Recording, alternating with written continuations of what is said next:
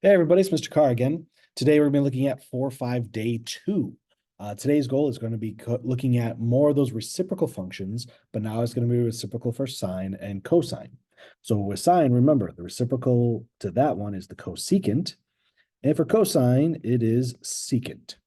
Okay, so here's what's going to happen as we go through graphing with these.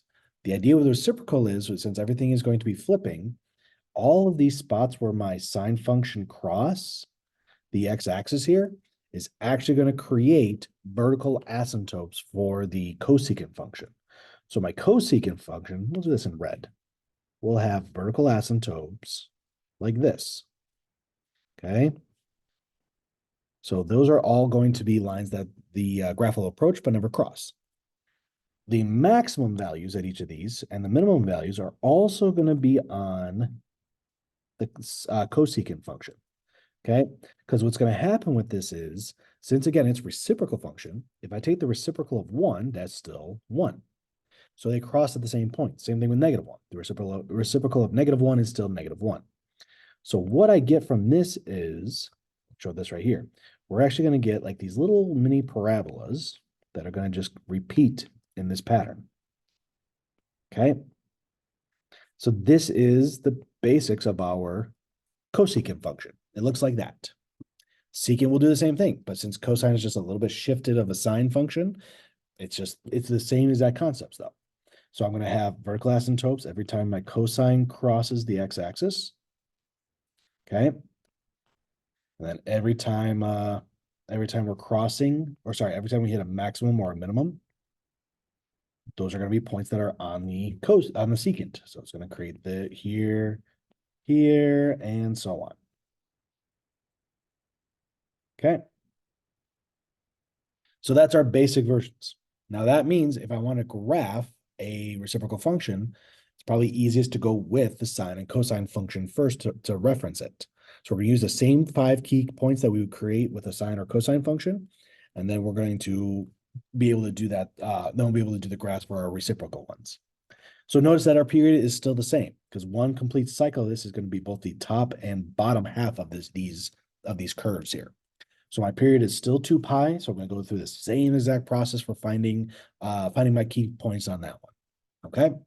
So sketch of the graphs of our cosecant and secant, locate the vertical asymptotes, and sketch the graph of y equals negative secant of 2x plus 3. So remember, secant, we're going to look at the cosine of x as our kind of reference point. A is a -1, so I've got a reflection going on here. B is going to be a 2 there, and then D here is going to be 3. So my period is going to be equal to 2 pi divided by 2, which is just going to be pi. To help me find my key points, I'm going to take pi and multiply that by pi over 4, or 1/4 here. So I get pi over 4 here. Now, when I do my curve here, normally my cosine function would start at the top, okay? It would normally start at the top, and then it would look like this. It would be down here and then up, and there's one complete period, okay? But for our purposes here, we need to start at on the bottom because it's reflecting.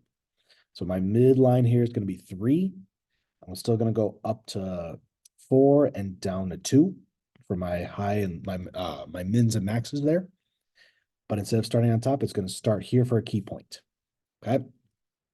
So I'm going to have 1, 2, 3, 4 more points to do. So this is still going to be 0 here, but then it'll be pi over 4. Add another pi over 4, so that's going to be pi over 2. Then 3 pi over 4 and pi. Now, again, this is what the normal reflected cosine function will look like. Okay, so that's my normal function. This and this is where they would cross, meaning that's going to be my asymptotes. I'm going to get asymptotes at pi over 4 and at 3 pi over 4. Okay, so from there, I can do to help out with this one to complete my one complete period. I'm actually going to go one more this way and make it negative pi over 4. Okay, because that will help me do my rest of my curve for the asymptotes there. So I'm starting down here at the lowest point. at pi over 2, I'm going to cross the highest point. Well, normally my cosine will cross the highest point, but now with that reciprocal, it's going to do these little parabola shapes. And there's my one complete period of my sketch there. Okay, so again, this is the reciprocal of, it would have done this, it would have done this right here. Okay, that's my cosine curve. Okay, and like I would have kept going on here too, but because I just wanted to get my two curves like that, these are my secant curves. And it's, again, it's a reflected version, not the original. Okay, so now we'll do cosecant of x plus pi over 3. So we have a phase shift now. So b is still equal to 1. But c is equal to a negative pi over 3 here. And my period is going to equal to 2 pi divided by 1. So that's just 2 pi. And then I'll take that 2 pi and multiply it by 1/4, giving me pi over 2. Okay, so in this case, my phase shift, I'm still going to put it over here because I like to do it this way where I have it over here. So I've got 0, 1, and -1. I'm still going to put my, for cosecant, remember, this is the reciprocal of sine of x. So that graph starts at 0, 0 and goes like this. Okay. So instead of starting at 0, 0, it's going to start at, so if this, yeah, I'll do it this way. So that instead of starting at 0, 0, it's going to start at negative pi over 3. Okay.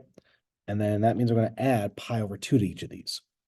So when I do that, I'm going to get some quick little math on that one. So I'm going to put everything in terms of sixth here to make the adding a little easier. So this is actually going to be negative 2 pi over 6. And I'm going to be adding 3 pi over 6 when I do this. Okay, so 2 pi over, so if I take negative 2 pi over 6 plus 3 pi over 6, I'll have pi over 6 here. Add another 3 pi, that's going to give me 4 pi over 6, which is the same as 2 pi over 3. And then I'm going to add another 3 pi over 6, that's going to give me 5 pi over 6 there. Okay, so again, with sine, it was normally would do this. It would go here, and then it would go up to the max. It would cross, or let's see here. Oh, I don't want to be, I need one more, sorry. I'm going to add another 3 pi over 6. Sorry about that again. I did the wrong thing here. This should be 7 pi over 6. Okay. I just realized that I got to do 4 pi over 6 plus the 3 pi over 6. That gives me my 7 pi over 6. Then I add another 3 pi over 6. That gives me 10 pi over 6, which if I reduce that, that is 5 pi over 3. So my normal curve would go like this. This would be my sine function. Go right here. Okay, so that's how it looks with a normal sine with the phase shift. But cosecant is going to create my asymptotes here at negative pi over 3.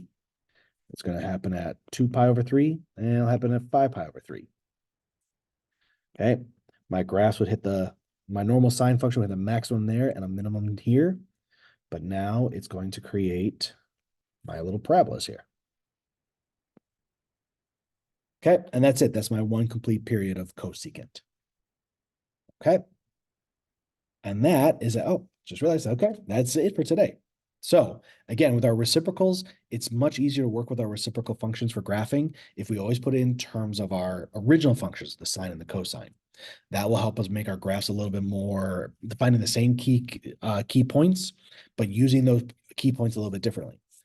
One of the key things about this is anytime my regular function crosses the x-axis, that's what creates my vertical asymptotes.